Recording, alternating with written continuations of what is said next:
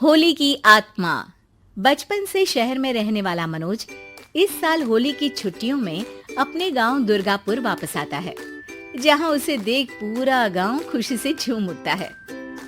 जब गया था तब इतना सा था और अब देखो कितना बड़ा हो गया है। हाँ सरपंच जी, जब मैं गया था तब आप भी बहुत जवान थे और अब देखो कितने बूढ़े हो गए हैं आप।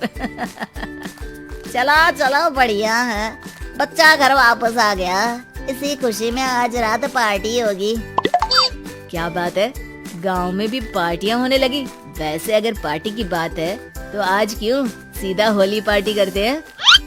होली पार्टी की बात सुन चहल पहल में अचानक सन्नाटा छा जाता है, जिसे देख मनोज को कुछ अजीब लगता है, लेकिन तभी सरपंच बात पलट देता है। अब बहुत देर हो गई, चलो सब अपने घर चलो, पार्टी के बारे में कल सोचेंगे। मनोज भी मम्मी पापा के साथ घर आ जाता है, पर होली पार्टी और उस पर पूरे गांव की खामोशी वाली बात अभी तक उसके जहन से निकलती नहीं। पापा, होली पार्टी की बात पर सब चुप क्यों हो गए थे? अरे होगी उनकी कोई अपनी बात, मुझे गांव की पंचायत ही थोड़ी पता है। थक गया हूँ, चलो सो जाते हैं, कल बात करते हैं। पापा की बात मानते हुए मनोज भी सोने चला जाता है। आज तो छुपा लिया, लेकिन हफ्ते बाद जब होली का दिन आएगा तब इसे कैसे रोकोगे? अगली सुबह सूरज के साथ ही मनोज भी गांव घूमने निकल जाता है, जिस पर रास्ते में उसे अपनी ही उम्र के कुछ लड़के भी मिलते हैं, जिनसे दोस्ती कर अब वो उनके साथ घूमने लगता है। इसी तरह कुछ दिन बीत जाते हैं और होली नजदीक आने लगती है। दोस्तों, होली में 4 दिन ही बचे हैं, पर गांव में उसकी कोई तैयारियां क्यों नहीं दिख रही? क्योंकि यहाँ होली नहीं मनाई जाती। अरे पर ऐसा क्यों? वो राजा भूषण। अरे तुम 4 दिन के लिए आए हो, क्या इतना सोच रहे हो? चलो कुछ खाने चलते हैं। इसी के साथ एक बार फिर होली की बात को टलते हुए देख मनोज को शक होने लगता है। वो घर पहुंचते ही इंटरनेट पर अपने गांव और राजा भूषण के बारे में जानकारी निकालने लगता है। क्या? मुझे आज तक ये नहीं पता था। ऐसा कैसे? किसी ने मुझे कुछ बताया क्यों नहीं? सारी जानकारी लेने के बाद मनोज गांव वालों या अपने मम्मी पापा से कुछ पूछे बिना खुद ही उसकी सच्चाई के बारे में छानबीन करने लगता है, जिसके चलते वो राजा भूषण की हवेली में पहुंचता है। वाह, क्या हवेली है यार। पर क्या यहाँ सच में कोई भूत है? हेलो बुज्जी, कोई है क्या? हम इस साल गांव में होली सेलिब्रेट कर रहे हैं, क्या आप उस पर थोड़ा इंटरव्यू देंगे? मनोज के ऐसा बोलते ही गांव में तूफान उठ जाता है और हवेली में रखी सारी चीजें हिलने लगती है। एक अदृश्य शक्ति मनोज को धक्का देकर हवेली से बाहर निकाल दरवाजा बंद कर लेती है।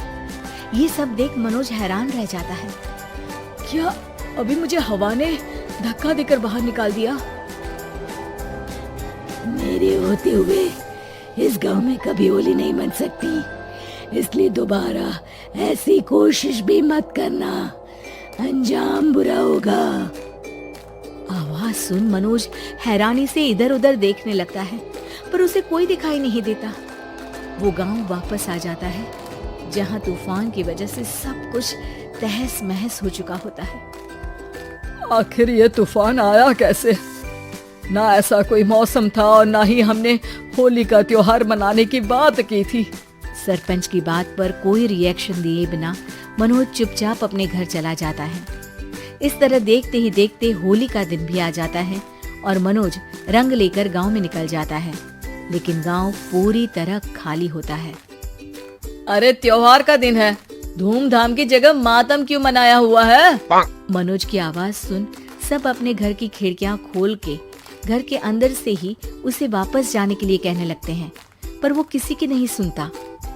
तुझे पहले भी समझाया था, अगर होली खेलने की कोशिश भी की तो अच्छा नहीं होगा। अरे बात मान लो बेटा, तुम्हें सच नहीं पता। मुझे सब पता है।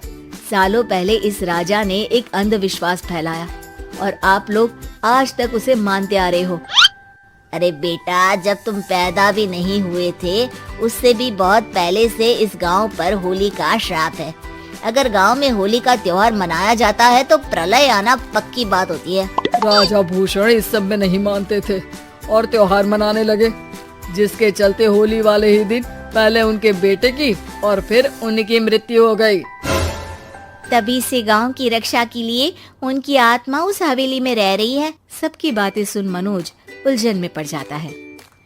सोचना भी मत मनोज, अगर तुमने इस परंपरा को तोड़ने की कोशिश भी की तो उसका परिणाम इस गांव और गांव के लोगों के लिए अच्छा नहीं होगा।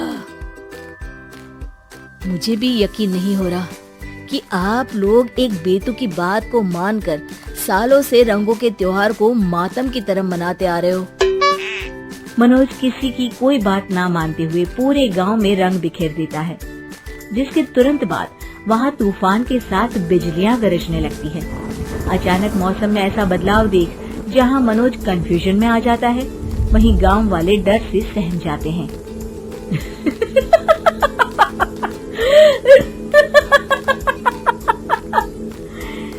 इस लड़के ने हमारे जैसे सिर्फ अपने स्वार्थ के लिए नहीं बल्कि पूरे गांव की खुशियों के लिए यहाँ होली मनाई है, जिस वजह से अब इस गांव पर होली का श्राप टूटता है।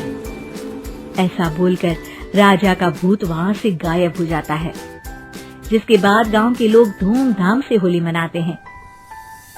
खुशियों के रंग गांव में बिखरे ही होते हैं कि अगली सुबह अचानक मनोज कहीं गायब हो जाता है और एक बार फिर गांव में होली का नया राज शुरू हो जाता है।